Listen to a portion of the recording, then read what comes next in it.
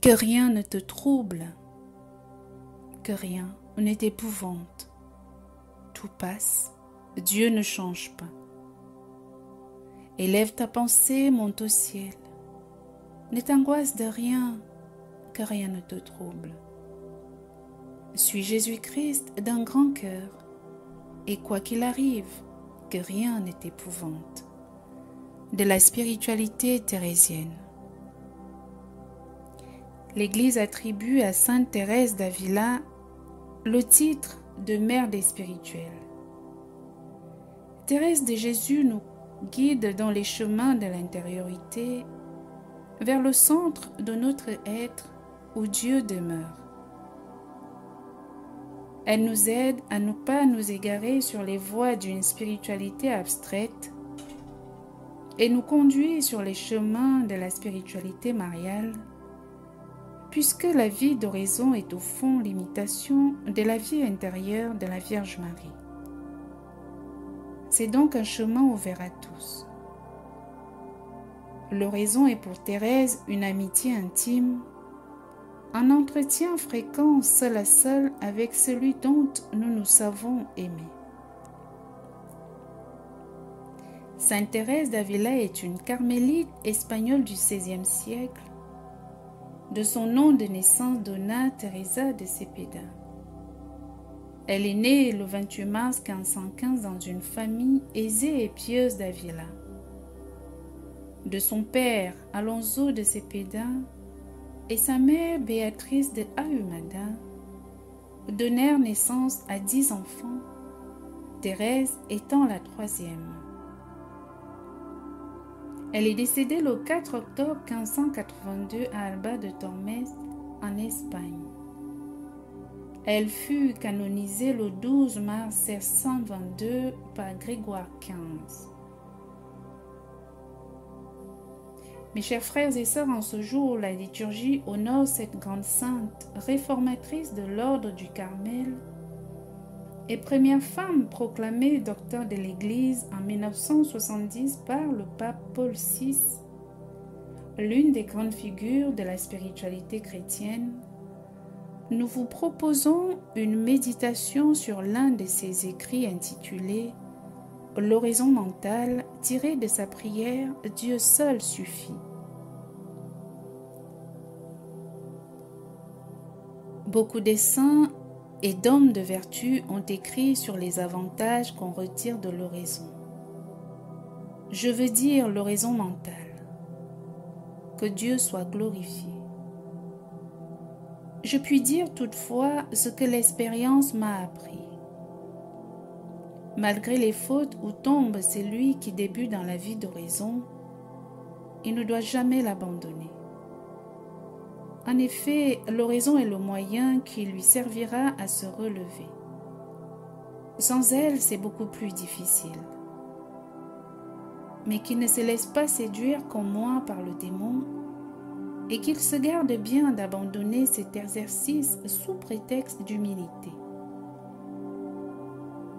Quant à celui qui n'aurait pas encore commencé à faire oraison, je le supplie pour l'amour de Dieu de ne pas se priver d'un si grand bien. Ici, il n'y a rien à craindre, mais tout est à espérer. Et si, je suppose, on n'avance pas, et si l'on ne s'efforce pas d'être assez parfait pour mériter les joies et les délices que le Seigneur réserve à ses vrais amis, on arrivera néanmoins à connaître peu à peu la joie du ciel. Et si l'on persévère, j'ai confiance en la miséricorde de Dieu.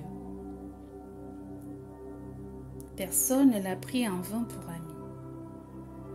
Or, l'oraison mentale n'est à mon avis qu'un commerce d'amitié où l'on s'entretient souvent seul à seul avec ce Dieu dont on se sait aimer.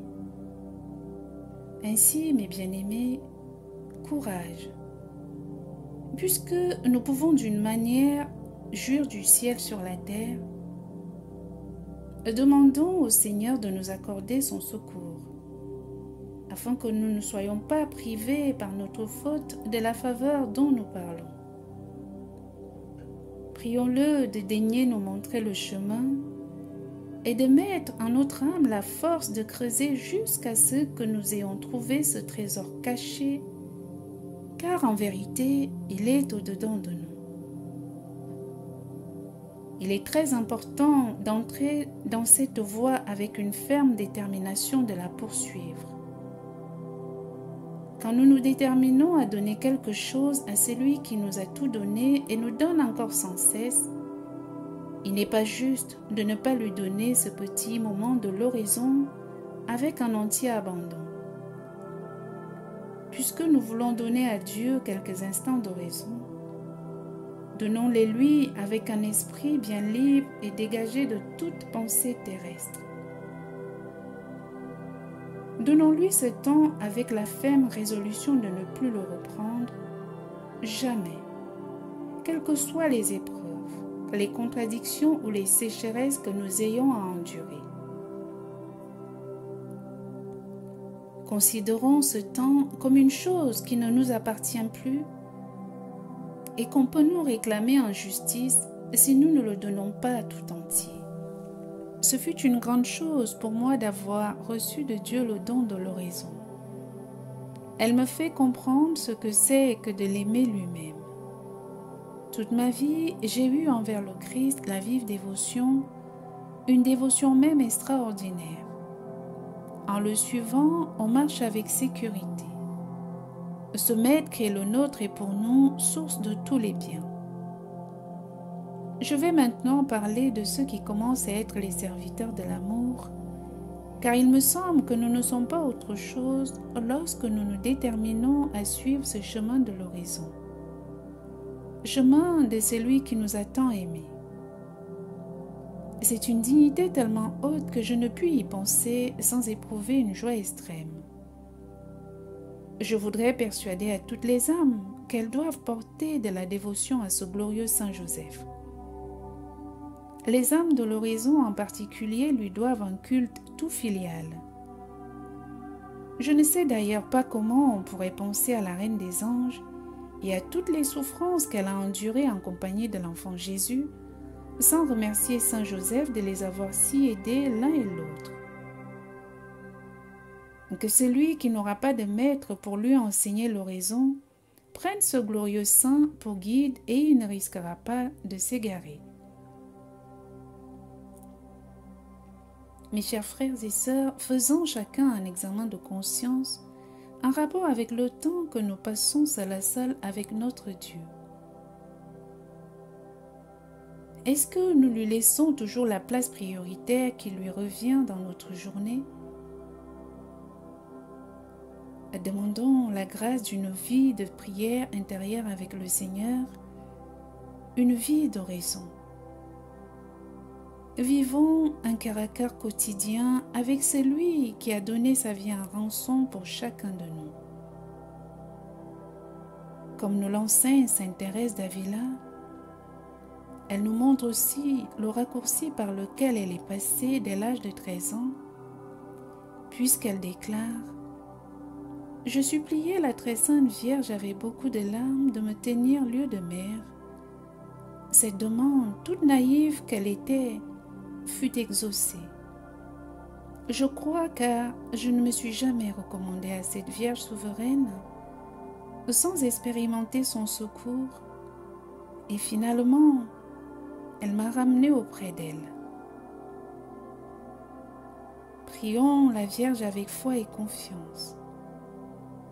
Ayons recours à l'intercession du glorieux Saint Joseph, son chaste époux. Prenons-le pour Père spirituel et guide. Prions avec Sainte Thérèse d'Avila afin que le Seigneur nous accorde la grâce d'une vie de prière profonde.